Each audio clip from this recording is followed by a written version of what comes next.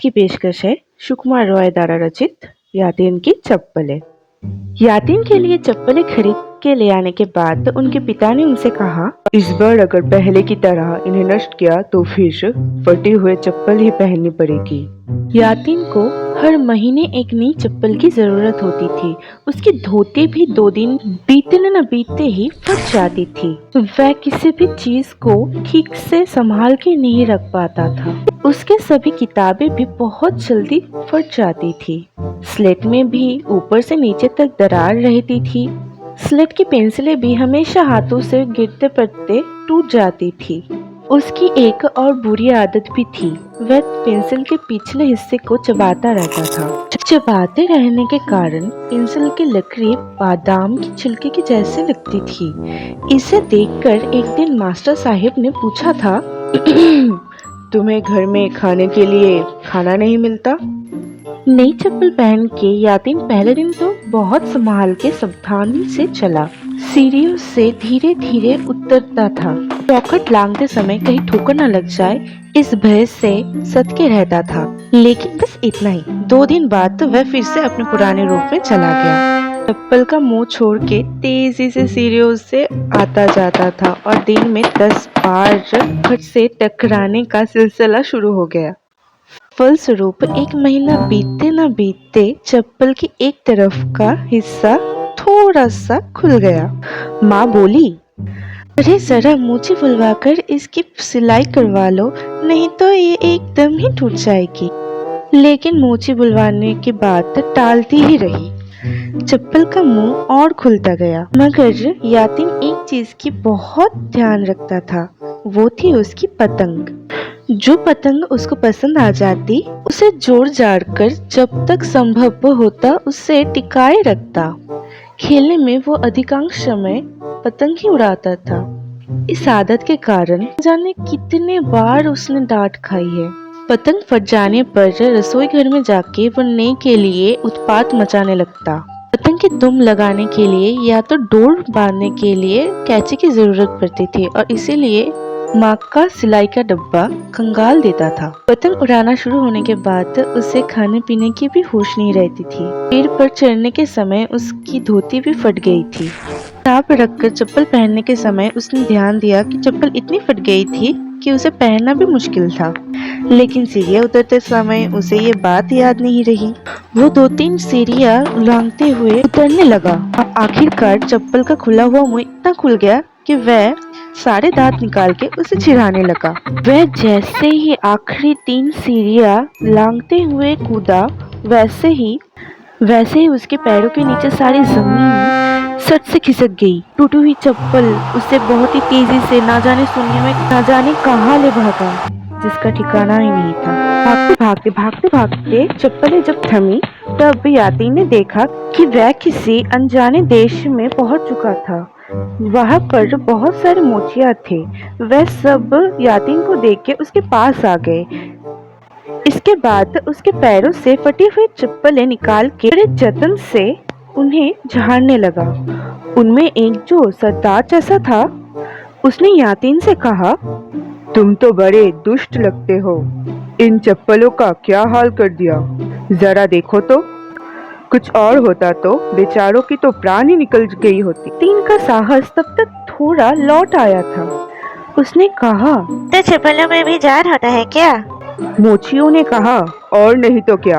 तुम लोग शायद समझते होगे जब पैरों में जूते पहनकर जोर से भागते हो तब उन्हें दर्द नहीं होता। बहुत दर्द होता है। दर्द होने के कारण ही तो वह चढ़ चढ़ की आवाज करते हैं। जब तुम पैरों में जूते पहन के सीढ़ियों पर चढ़ उतर रहे थे और तुम्हारे पैरों के वजह से एक चप्पल की बगल की हिस्सा ही टूट गया था, तब क्या उससे दर्द नहीं हुआ था? बहुत दर्द हुआ था। इसीलिए ये तुम्हें हमारे पास ले आया। देश भर के सभी लड़कों की चीजों के दायित्व हमारे ऊपर है। चीजों को ठीक से ना इस्तेमाल करने के लिए हम उन्हें सजा देते हैं। मोची ने यातिन के हाथों में फटी हुई चप्पलें देखकर कहा, लो अब इन्हें सिलो। यातिन ने गुस्से में कहा, मैं जूते नहीं सिलता, ये काम मोचियों का है। मोचियों ने हंसते हुए कहा, ये तुम्हारा देश नहीं है कि इनकार करने से काम टल जाएगा। ये सुई और तारों को लो और सिलाई करना शुरू कर दो। यातिन का गुस्सा तब तक कुछ कम हो गया था, उसे डर भी लगने लगा था। उसने कहा, मुझे जूते सिलने नहीं आते। मोची ने कहा, मैं बता देता हूँ, मगर सिलना तो तुम्हें ही पड़ेगा। यातिन डर के मारे जूते सिलने बैठ गया। उसके हाथों में सुई चुभ गया। गर्दन झुका के बैठने के कारण उसके गर्दन में भी दर्द होने लगा। बड़े कष्ट से ये सिर्फ दिन भर में एक ही जूता सिल पाया। तब उसने मोची से कहा, अब दूसरी चप्पल कल सिलूंगा। इस वक्त मुझे बहुत भूख लगी है। मोची ने कहा, ये क्या, काम पूरा नहीं हुआ और अभी से भूख लगी? जब तक काम पूरा नहीं होगा तब तक ना तुम्हें खाना दिया जाएगा ना तुम्हें सोने दिया जाएगा। एक चप्पल अभी भी बाकी है। इसके बाद तुम्हें ढंग से चलना सिखाया जाएगा, जिससे तुम और किसी जूते चप्पल पर अत्याचार न कर पाओ। इसके बाद तुम्हें दर्जी के पास जाके अपनी फटी धोती भी सिलनी पड़ेगी। इसके बाद देखा जाएगा तुम और क्या क्या चीजें बर्बाद किए हो। यातिन की आंखों में आंसू आ गए थे। किसी तरह उन्हें रोक के उसने अपना दूसरा चप्पल सिलने लगा।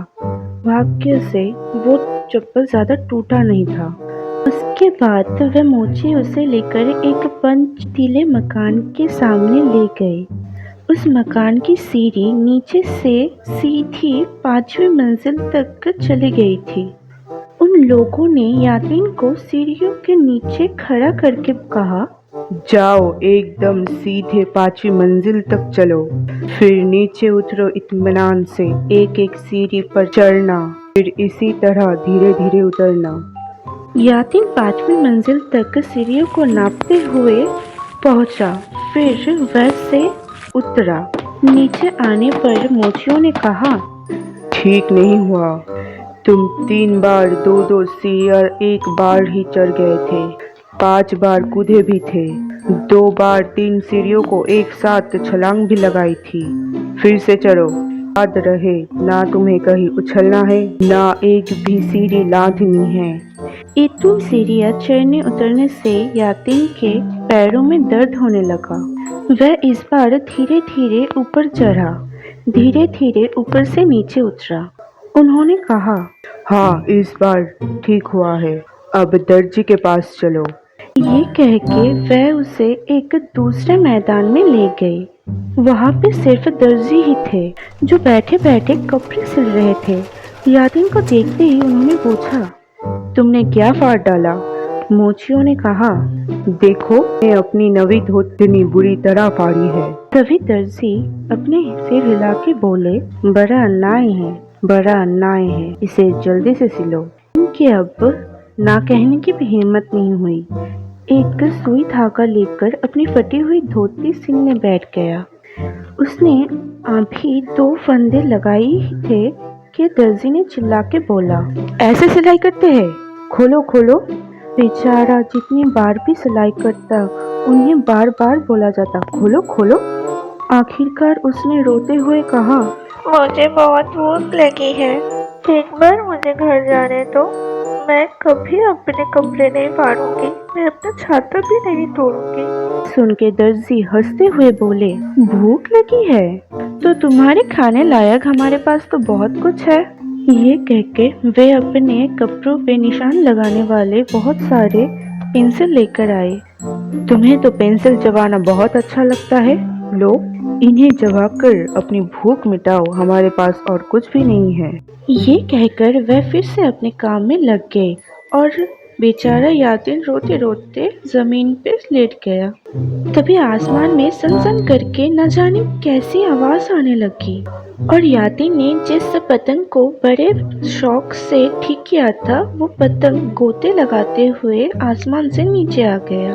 पतंग ने फुसफुसाते हुए कहा, तुमने मेरा ध्यान रखा था इसलिए मैं तुम्हारी सहायता करने आई हूँ, तुम जल्दी से मेरी दुम पकड़ लो। यातिन ने ऐसा ही किया। पतंग उसको लेकर सर से आसमान में चला गया।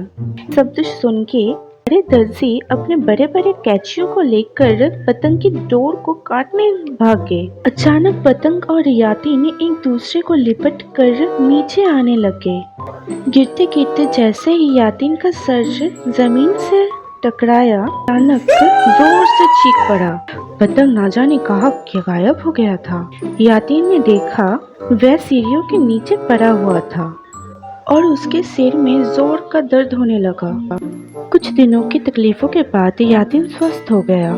उसकी माँ ने बोला, बेचारा सीढ़ियों से गिरकर इतना भोगा कि मेरा लाल बिल्कुल कमजोर पड़ गया है। ना उसमें पहले जैसी फुर्ती रही, ना वह उछलते कूदते हुए चलता है। पहले जैसा उसमें और कुछ भी नहीं रहा।